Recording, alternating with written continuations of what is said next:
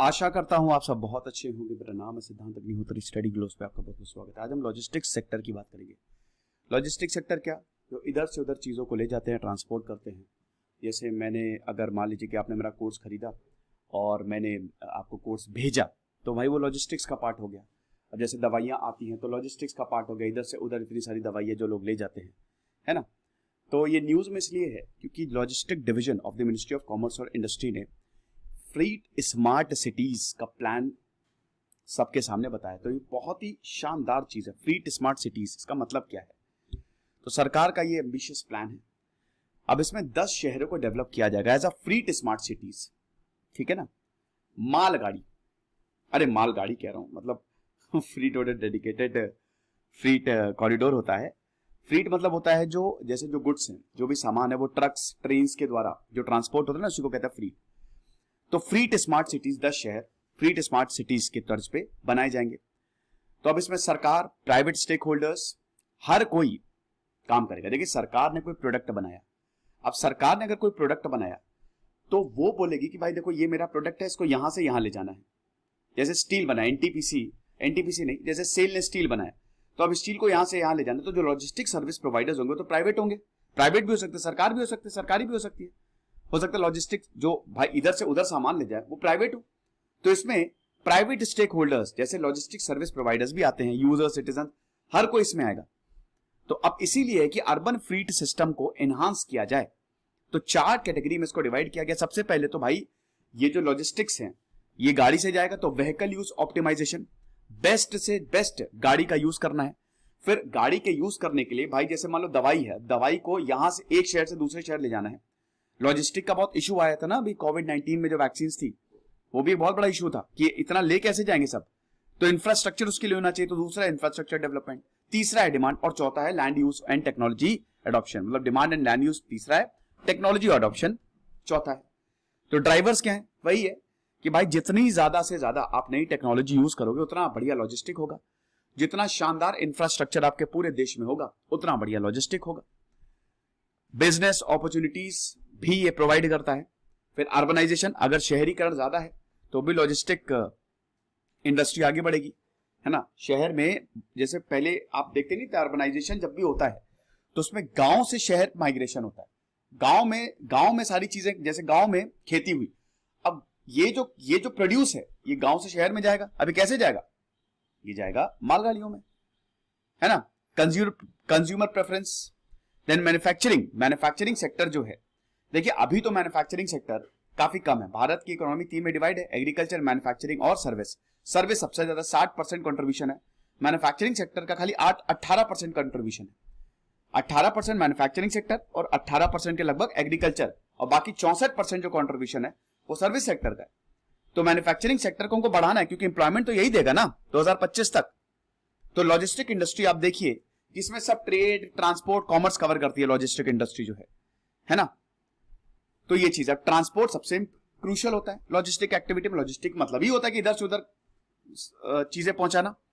50 से 60% जो logistic cost जो है वो ट्रांसपोर्ट में जाती है, उसके बाद वेयर हाउस में जाती है। जैसे अच्छा अभी इसको बताते हैं हम, वेयर हाउस सारी चीजें ये आप देख सकते हो। देखो लॉजिस्टिक का कॉस्ट डिस्ट्रीब्यूशन, ट्रांसपोर्ट।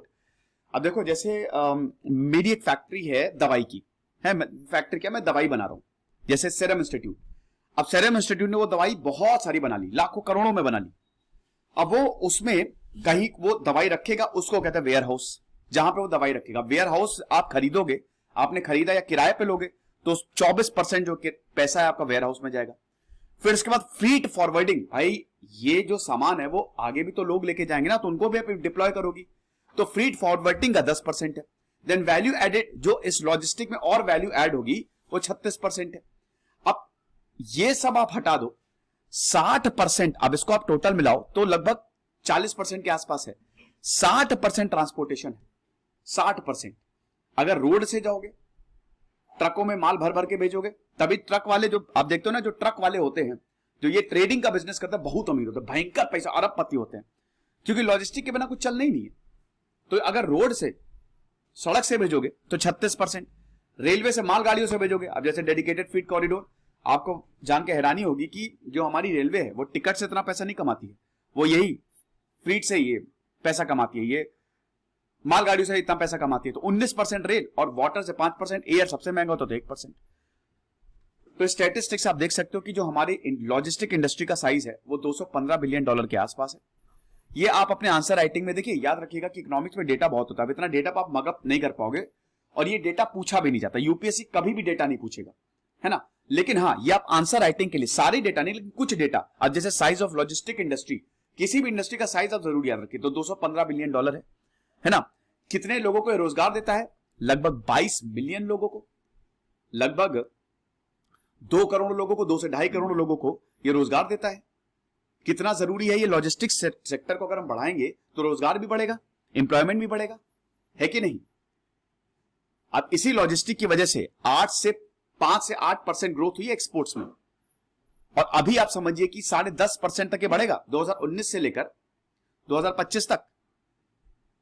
2025 में 10.5% की ग्रोथ होने वाली है। इन्वेस्टमेंट भी, तो आप ये देख सकते हैं कि जो पोर्ट कैपेसिटी है, it is expected to grow at 5 to 6%, अगर पोर्ट कैपेसिटी की बात करें, ठीक है। CAGR होता है कंपाउंड एनुअल ग्रोथ रेट इतनी होगी। इंडियन रेलवे आप देख सकते हैं, इंडियन रेलवे तो अपने डेडिकेटेड फ्रीट कॉरिडोर बना रहा है, तो उसका ट्रैफिक जो है वो 1.1 बिलियन टन से 3.3 बिलियन टन होने वाला है, 3 गुना ज्यादा बढ़ेगा ये 2030 तक। फ्री ट्रैफिक ऑन एयरपोर्ट्स, अब देखिए एयर, वाटर और रेलवे और रोड, चारों तरफ से आप देखेंगे कि ये कैपेसिटी बढ़ रही है। तो इसीलिए बहुत जरूरी है ये कि इस लॉजिस्टिक पे सरकार सोचे। अब लेकिन बॉटलनेक्स बहुत ज्यादा, इंफ्रास्ट्रक्चरल बॉटलनेक्स की बात करें तो आप देखिए, सबसे पहले तो रोड से लेके गड्डी आंधी है, छलांगा मार दी, अब उसके बाद फिर गजब है, बारिश हुई, पूरी रोड बह गई। तो कंडीशन ऑफ रोड बहुत अच्छी नहीं है। एवरेज स्पीड देखिए, आपने मंगाया कि भैया देखो ऐसा है कि मुझे दवाई चाहिए और मुझे दवाई चाहिए 5 दिनों के बाद, अब वो आ रही 10 दिनों में। क्यों? क्योंकि एवरेज स्पीड बहुत कम है। अब एवरेज स्पीड की वजह से डीले काफी हो जाता है, सर्विस गारंटी जो होती है ना वो डीले हो जाता है ना। तो इसीलिए डेली एवरेज आप देखिए 250 किलोमीटर तक ही ये ट्रैवल करते हैं। फिर उसके बाद हर स्टेट में तो चेक पोस्ट है, टोल है, लंबी लंबी लाइनें आप देखते हैं कि ट्रक्स की होती हैं। ये रोड्स की बात कर रहे हैं, याद रखिएगा रोड्स। रेलवेज की बात देखो, रेलवे बहुत बड़ी ऑप्शन है, सब सुपर ऑप्शन है। अभी रोरो सर्विस है ना, roll on roll of service भी रेलवे ने चलाई, वो भी बहुत बढ़िया, अभी पूरे इंडिया में नहीं चलाई है। तो अब लो सर्विस गारंटी है, सर्विस बहुत कम, ट्रेन लो, मालगाड़ी को तो सबसे आखिरी में भेजा जाता है, तो रेलवे में तो सबसे ज्यादा डिले होता है। फिर इंडस्ट्री से कनेक्टिविटी नहीं, भाई देखो रोड, जैसे मेरी फैक्ट्री है ना, मैंने अपनी फैक्ट्री बनाई, तो मैं चाहूंगा कि जो रेलवे है वो मेरी फैक्ट्री के बगल में उतरे ना, ताकि मैं रॉ मटेरियल्स को उतार सकूं या जो भी मैं मंगाया मैं उसको उतार सकूं। लेकिन ऐसा होता नहीं है, तो इससे और ज्यादा मेरा खर्चा बढ़ेगा। तो मैं रोड ही प्रेफर करूंगा।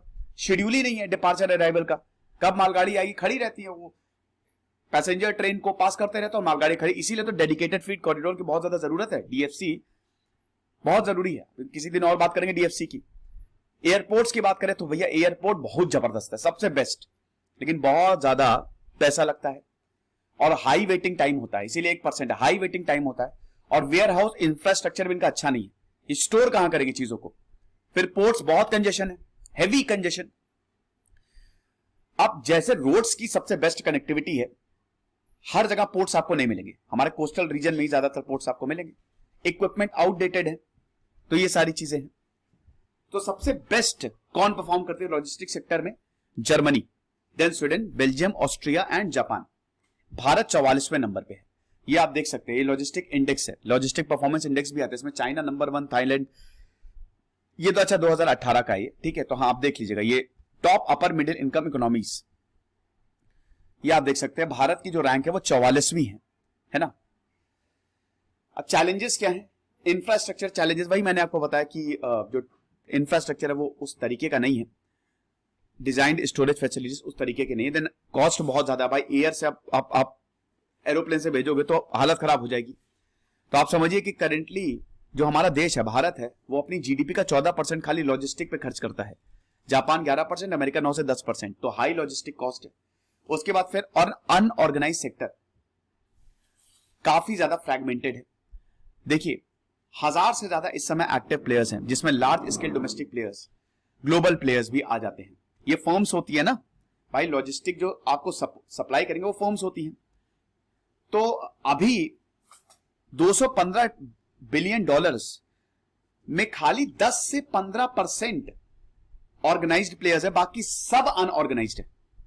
10%, आप समझिए ये 1000 एक्टिव प्लेयर्स में से खाली 100 ऐसे होंगे जो ऑर्गेनाइज्ड हैं, बाकी 900 अनऑर्गेनाइज्ड हैं।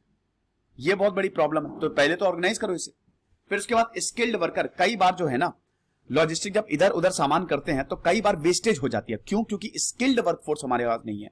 हमारे कभी लॉजिस्टिक पे इतना ध्यान ही नहीं दिया जाता, बल्कि ये अच्छा खासा रेवेन्यू जनरेट कर सकता है।